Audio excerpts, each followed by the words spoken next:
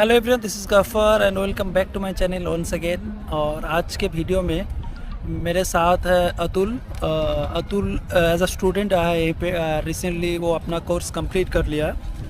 और अतुल कौन है बता देता हूँ। तरुण आप लोग देखे होंगे मेरे प्रीवियस वीडियो में, अतुल तरुण का कज़िन है। सो अभी हमारे साथ रह रहे हैं। सो आज के वीडियो में मैं बताऊँगा, मैं क्वेश्चन करूँगा, अतुल बताएंगे कि वो कैसे आया है यहीं पे स्टूडेंट वीज़ा में, क्या प्रोसेस था, स्टडी का एक्सपीरियंस कैसा था, कितना खर्चा हुआ, और आफ्टर कंप्लीटिंग द स्टडी क्या सिचुएशन है। पीएसडब्ल्यू में अभी है नहीं, पीएसडब्ल्यू अप्लाई करेगा, पर स्पॉन्सरशिप जॉब का क्या कंडीशन है, तो सारे बताएंगे। सो उसके लिए देखते रहिए।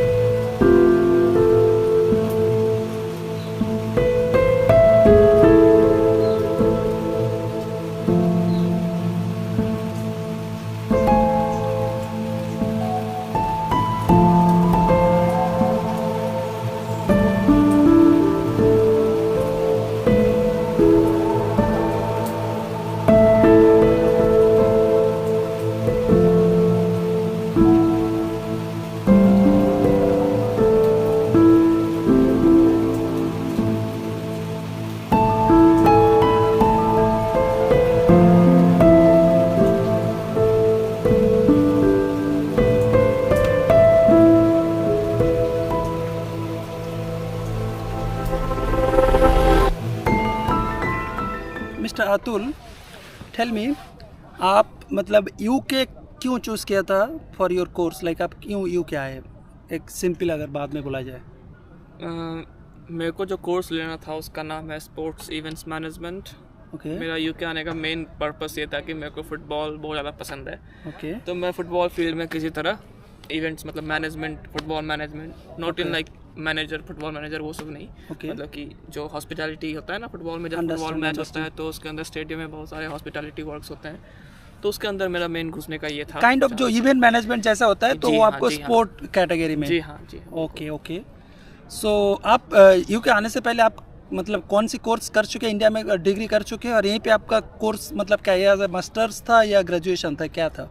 यूके आने से पहले मैंने इंजीनियरिंग किया था, electrical and electronics engineering, Vellore institute of BTech किया? टेक्नोलॉजी, VIT वेल्लोर से, तमिलनाडु में जो है, जो कि बहुत बढ़िया गया। लेकिन लास्ट के 2 साल में मेरे को उतना कुछ इंटरेस्ट उसमें नहीं लग रहा था। मतलब अच्छे नंबर वगैरह सब बढ़िया आ रहे थे, लेकिन वो अंदर से होता है ना कि फीलिंग कि हाँ मेरे को ये आगे चल के यही चीज़ परस्यू करना है, वो वाला फीलिंग नहीं आ रहा था। ऑलराइट। तो मेरे को जो अंदर से मेरा कॉल आया कि नहीं मेरे को स्पोर्ट्स में इन्वॉल्व होना है, खास करके फुटबॉल में इन्वॉल्व होना है, तो मैंने डिसाइड किया कि चलो शुरू करते हैं हंट कि किधर जाना है। तो मेरे पास 2 कंट्री का ऑप्शन था, जर्मनी और यूके। तो जर्मन लैंग्वेज मैंने 2 महीने प्रैक्टिस की थी सीखने की, लेकिन उतना मेरे से बन नहीं पाया। लैंग्वेज पे कमांड मतलब समझ में आ जा रहा था, लेकिन स्पीकिंग थोड़ा सा प्रॉब्लम हो रहा था। तो यूरोप में वही प्रॉब्लम होता है कि आपको दूसरा लैंग्वेज सीखना होता है, क्योंकि वहीं पे इंग्लिश को उतना प्रायोरिटाइज नहीं किया जाता है। राइट, बिल्कुल। ओके। सो आपके पास 2 ऑप्शन था, उसके ऊपर आप यूके चूज़ का, ऑफ कोर्स यूके चूज़ करेंगे।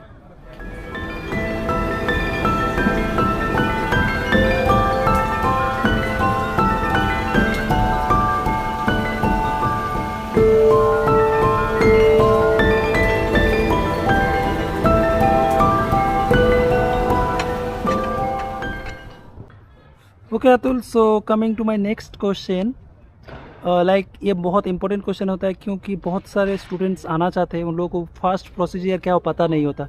राइट, सो आप बताइए, आप लाइक यूके जो स्टडी के लिए अप्लाई कैसे किए थे, और सेकेंड मोस्ट इम्पॉर्टेंट क्वेश्चन ये है कि खर्चा कैसे आया था।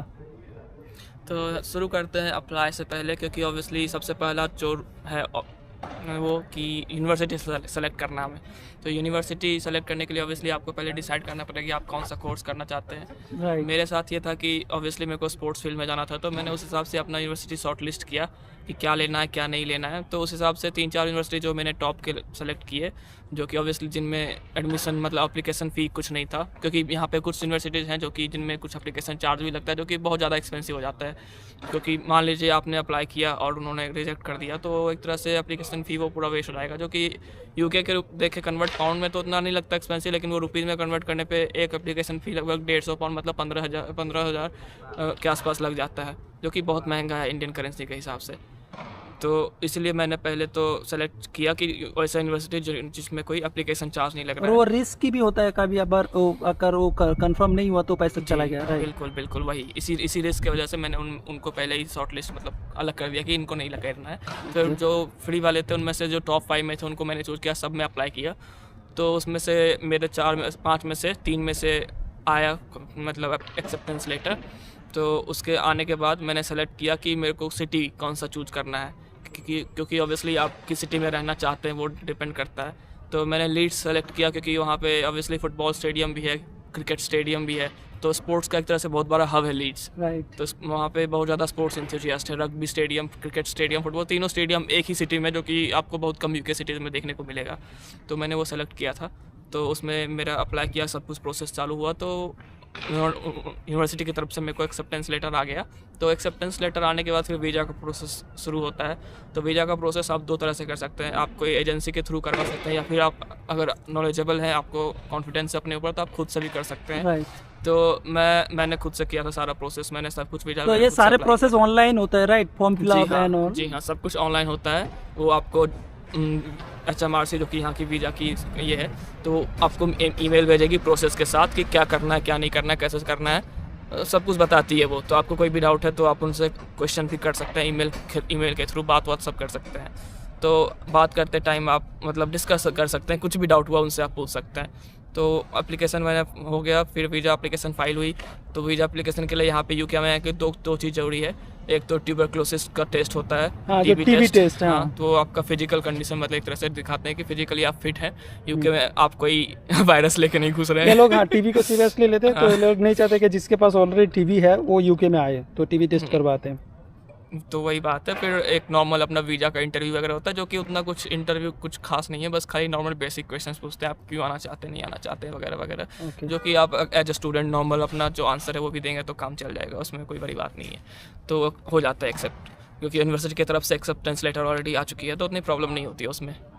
तो बस उसमें बस बात यह है कि एक चीज़ ध्यान रखना है कि आपके पास सारे डिग्री जो है वो ओरिजिनल होने चाहिए, कोई फेक वगैरह आप सोच रहे करके। अच्छा, फेक लोग ऐसे अप्लाई करते हैं? फेक अप्लाई बहुत करते हैं, हर साल बहुत सारे रिजेक्ट भी होते हैं, उनके ऊपर कभी कभी एक्शन भी लिया जाता है अगर बहुत ज़्यादा ही सीवियर क्राइम है तो उससे बच के रहें, मतलब वो ना करे तो ज़्यादा बेटर होगा। राइट। तो हाँ, यही पूरा वीज़ा का प्रोसेस था। खर्चा वगैरह देखा जाए तो वीज़ा प्रोसेस में मेरा लगभग NHS फीस होता है उसमें, जो कि हेल्थ इंश्योरेंस टाइप होता है, और नॉर्मल वीज़ा का कॉस्ट होता है। तो 2 साल वो जो मेरा यूनिवर्सिटी का डिग्री था वो मास्टर्स का डिग्री था, तो उसमें मेरे लगभग 2 साल। कितना? 2 साल, ओके। मतलब 1 साल 9 महीने थे। 9 महीने, ओके। तो टोटल सब मिला के मेरा जो NHS का फीस वाला और NHS वीज़ा जोड़ के लगभग 2 लाख के आसपास आया था। Visa cost 2 lakh? NHS जिसमें हाँ, लाइक वो वीज़ा कॉस्ट में इंक्लूड करेंगे। हाँ। तो वो 2 लाख के आसपास आया था, और जो मेरा यूनिवर्सिटी का फीस था वो 15 लाख था पर ईयर और टोटल। तो 15 लाख में हाँ बहुत सस्ता था। मेरा जो कोर्स था स्पेसिफिकली लकीली मेरे लिए सस्ता था।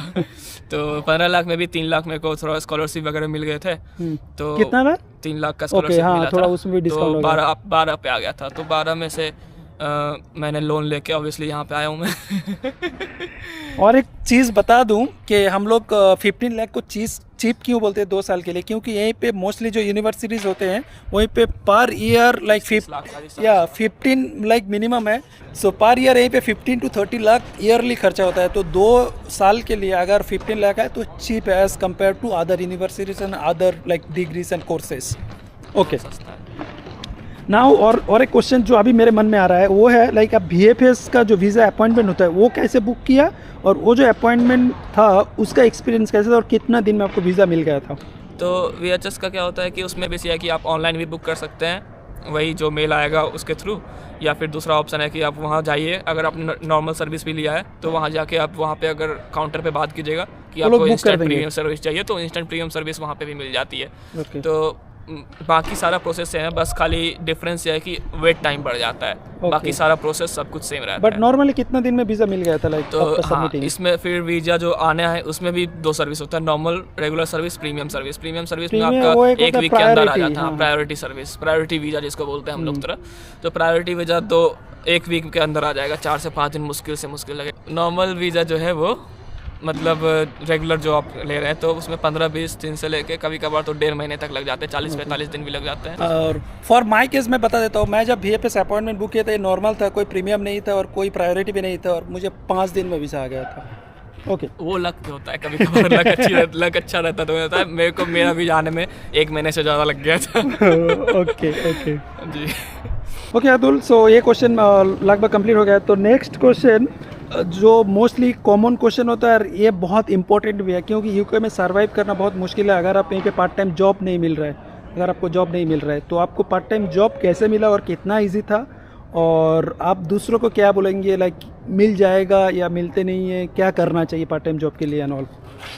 तो पार्ट टाइम जॉब ऑब्वियसली एक बहुत ज़्यादा इम्पोर्टेंट टॉपिक है, क्योंकि यहीं पे सर्वाइव करना मुश्किल है क्योंकि घर से इंडिया के पैसे पे आप सर्वाइव तभी कर सकते हैं जब आपके पास बहुत ज़्यादा पैसे हो। इंडिया में कोई दिक्कत नहीं है, तो यहाँ पे बस आप एक तरह से पढ़ने के मंथली 70 to 80,000 खर्चा होता है जो नॉर्मल रहने का खाने का। जी, अगर आप यहाँ पे क्या है कि मिनिमम जो रेंट है अब सिंगल रूम का 350 से 400 वो मिनिमम है, और अच्छा घर चाहिए, अच्छा रूम चाहिए तो 450 pound 500 pound like for Coventry minimum is 450 से नीचे नहीं मिलेगा ही नहीं। 450, 500, 600 ऐसे, मतलब ये 1000 में आप कंप्लीट कीजिए। 450 मतलब 45,000 रुपीज़। तो वही बात है। तो इनिशियली पहले 6 महीने तो ऑब्वियसली मेरे को अकोमोडेशन का कुछ आइडिया नहीं था कि इधर कैसे होगा नहीं होगा, तो मैं इंडिया से ही मैंने यूनिवर्सिटी के ही हॉस्टल में लगभग 6 महीने के लिए मैंने बुक कर लिया था। ऑब्वियसली वो बहुत ज़्यादा महंगा था, 470 पाउंड मंथली में दे रहा था उसमें, और वो मैंने 6 महीने तक मैंने उसको बुक किया था। 6 महीने उधर रहा, फिर 6 महीने के बाद मैंने अपना खुद का मतलब ऑब्वियसली 6 महीने से पहले ही घर वगैरह ढूंढना शुरू कर दिया। तो उसमें क्या हुआ कि आपके पास 2 ऑप्शन होता है, या तो आप पर्सनल रूम लीजिए, या फिर ऑप्शन है कि ये है कि आप कुछ दोस्तों को ढूंढिए, उनके साथ पूरा एक घर ले लीजिए। शेयर करेंगे तो अच्छा तो होता घर है। शेयर करेंगे तो वो बहुत थोड़ा सस्ता पड़ जाता है, उसमें खर्चे बहुत बच जाते हैं और एक फैमिली भी मिल जाते हैं, एक हाँ, दूसरे के जी। साथ बात करना, अकेला फील नहीं होता है। हाँ, तो पर्सनल रूम में बस ये है कि इंट्रोवर्ट लोगों के लिए वो सही रहता है जिनको दूसरों से कोई मतलब नहीं है, अपने में रहना चाहते हैं। बट द प्रॉब्लम इज यहीं पे लाइफ बहुत हार्ड है अगर आप अकेले रह रहे हैं। लाइक आपको कोई किसी से बात करने को नहीं मिलेगा, फैमिली तो ऑफकोर्स नहीं है। तो बात वही है। तो बस हाँ, बात करें जॉब की, पार्ट टाइम जॉब की, तो मैं यहाँ पे जनवरी इनटेक में आया था। तो बेसिकली रूल ये है यूके का, विंटर में बहुत मुश्किल है जॉब मिलना, समर्स में जॉब अपॉर्चुनिटीज़ बढ़ने शुरू हो जाते हैं यहाँ पे। जितना मतलब मैंने एक्सपीरियंस किया था उस हिसाब से, क्योंकि हॉस्पिटल मैक्सिमम जो जॉब है यहाँ पे हॉस्पिटैलिटी इंडस्ट्री का है, जैसे कि आप कोई cafe, restaurant, hotels and all, right? Cafe, hostel, मतलब डोमिनोज, मैकडी, मतलब जो भी रेस्टोरेंट छोटे मोटे कैफेज होते हैं उनमें आपको मिलेंगे इनिशियली जो रोल्स वगैरह मिलेंगे, उनमें ही मिलेंगे।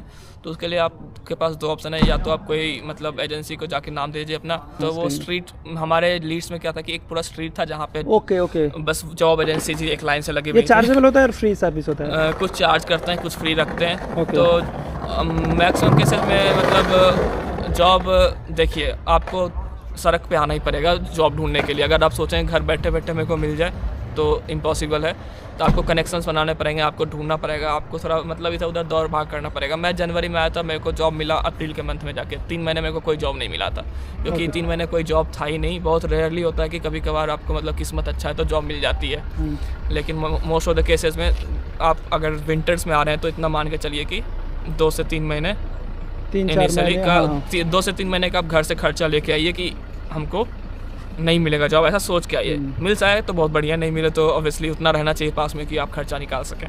ओके, सो यहीं पे एक चीज़ मैं बता देता हूँ क्या होता है। बहुत सारे लोग मुझे कमेंट करते हैं एंड ऑल कि भैया जॉब दिला दो एंड ऑल। देखिए मेरे पास ऐसा कुछ नहीं है कि मैं आपको अब आउट ऑफ यूके में हो मैं जॉब दिला सकता हूँ। हाँ, अगर आप यूके में हैं तो कुछ कर सकते हैं, like part time job and all. थोड़ा बहुत हमारे हाथ में अपॉर्चुनिटीज़ होते हैं, इवन हमारे कंपनी में अपॉर्चुनिटीज़ होते हैं, वो कर सकते हैं। पर आप इंडिया में है तो वो जॉब आप ही को ढूंढना है। बस आप ढूंढते रहिए, किस्मत की बात होती है, किस्मत किस्मत लग जाते हैं। आपका हार्ड वर्क करिएगा तो 3 से 4 महीने में मतलब मिल ही जाएगा, ऐसा नहीं कि नहीं मिलता है। Right, जैसे ही right. समर शुरू हुआ, अप्रैल के सीजन से यहाँ पे बोलते हैं कि समर शुरू हो गया है, Right. तो अप्रैल के सीजन से जॉब मिलना बहुत आसान, मतलब आप घूमते रहेंगे, नाम देते रहेंगे तो आपको कॉल बैक भी आएगा कि हमारे यहाँ जॉब ओपनिंग शुरू। और ये जो बात हो रहा है, अगर आप यूके में है तो आउट ऑफ यूके में बात नहीं कर रहे हैं। हाँ। और वो मिलना मुश्किल है और ये उसमें job हम जो बात हेल्प कर भी रहा नहीं हूँ मैं कर वो सकते। पार्ट टाइम की बात कर रहा हूँ, मतलब स्पॉन्सरशिप वीजा वाली जॉब नहीं है, पार्ट टाइम जॉब की बात कर रहा हूँ मैं। और एक बहुत बड़ा मिथ है कि बहुत सारे ऐसे मैंने वीडियोस में खुद दिखा हूँ, बहुत सारे लोग बोलते हैं कि यहीं पे आके लाइक आप स्टडी वीज़ा में आके अपना जो कोर्स फ्री होता है, यूनिवर्सिटी चार्जेस होता है, वो निकाल सकते हैं पार्ट टाइम जॉब करके। ये मुझे लगता है मिथ है, क्योंकि अब when you are student you are only allowed to work 20 hours, और आपका जब छुट्टियाँ होता है यूनिवर्सिटी देन आप as a like full timer काम कर सकते हैं 40 आवर्स पर, वो मिलना भी मुश्किल होता है। पर ये मिथ इसलिए है क्योंकि जब आप 20 आवर्स काम कर रहे हैं मंथली आप 800 पाउंड लाइक 80,000 अराउंड आप इनकम कर रहे हैं, उसमें आप 80,000 से 90,000 आता है 20 हाँ, hours में, तो वो भी उसमें अगर आपका आपको 20 खर्चा hours होएगा पूरा मिल रहा है। एग्जैक्टली पूरा 20 आवर्स मिल रहा है देन आपको उतना इनकम होएगा। और उसमें क्या आपका accommodation and food and travel cost जो आता है उसमें आपका 70 to 80,000 खर्चा हो जाएगा। आई डोंट नो हाउ लोग बताते आप हैं अगर कि आप बहुत संभल के चल रहे हैं तो मुश्किल से आप महीने का 10-20 हज़ार सेव कर पाएंगे, सेव क्योंकि इंडियन करेंसी में बहुत ज़्यादा लगता है, लेकिन यहाँ के हिसाब से बहुत कम है वो। 100-150 पाउंड जो कुछ नहीं है तुरंत निकल जाएगा। एक शू लेंगे तो निकल जाएगा। सो मेन बात जो है कि जो बोलते हैं ना कि आप आ जाइए बस यहीं पे यूनिवर्सिटी जो कोर्स फ्री निकल जाएगा, इस भरोसे में मत आइए, मेरा सजेशन होगा ऑनेस्ट। नाउ हम लोग आ गए वीडियो के एकदम एंड पार्ट में। उसमें क्या होता है, मेरा क्वेश्चन ये है कि आफ्टर कंप्लीटिंग स्टडी, क्योंकि जो भी यूके में आ रहा है इतना खर्चा करके एंड ऑल, इतना मेहनत कर रहा है, पार्ट टाइम जॉब कर रहे हैं, कहीं पे कैफ़े में जाके काम कर रहे हैं, मेन सोल पर्पस होता है ताकि यहीं पे स्पॉन्सरशिप जॉब मिल जाए और यहीं पे सेटल डाउन हो जाए, राइट।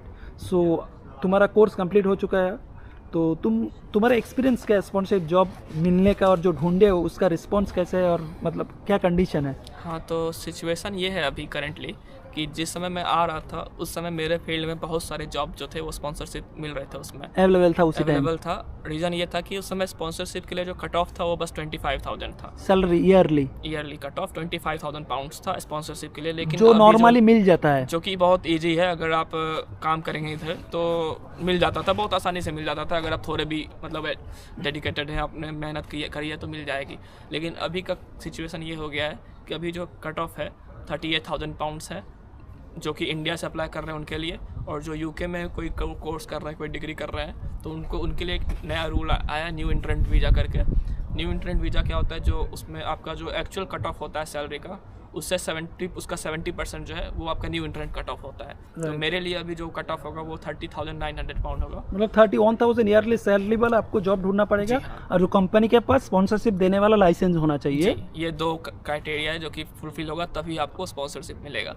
तो प्रॉब्लम अभी ये है इस सिचुएशन में, क्योंकि जो जितने भी मतलब न्यू एंट्रेंट रोल्स होते हैं, इनिशियल मतलब होते हैं रोल, जो बेसिक जॉब जब हायर होता है तो बेसिक सैलरी उतना नहीं होता है। स्टार्टिंग सैलरी यूके में अभी 25 से 28,000 पाउंड ही है, राइट, कोई भी जॉब के लिए स्टार्टिंग सैलरी। लेकिन जो ये करंट कट ऑफ है वो न्यू एंट्रेंट के लिए 31,000 है। तो कोई भी कंपनी ऐसा मिलना मुश्किल है है जो ready to pay 31,000 yearly, right, as a fresher. क्योंकि वो बोलेंगे कि हम 28,000 दे के हम यहाँ का लोकल को उठा लेंगे, तो तुमको हम 3,000 पाउंड एक्स्ट्रा क्यों दें मंथ ईयरली का, तो वो देने के लिए तैयार नहीं है। तो मेरी जो कंपनी में मैं जॉब कर रहा था उनके लिए भी बस यही प्रॉब्लम था, इसी वजह से मेरे को उधर जॉब छोड़नी पड़ी, क्योंकि वो उन्होंने ये देने से मना कर दिया।